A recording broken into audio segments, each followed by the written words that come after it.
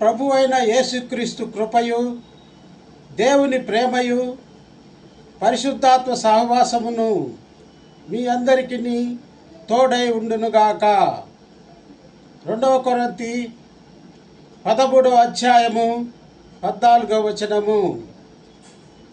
ప్రియమైన సోదరి సహోదరులారా, అపోస్తులైన పౌలు గారు ఈ గొప్ప దీవెనతో కొరింథీ సంఘాన్ని దీవించారు.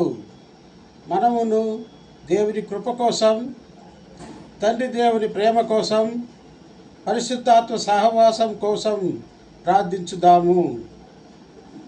ప్రియ పరలోక తండ్రి, మీకే ఆరాధన, మీకే స్తుతి స్తోత్రములు.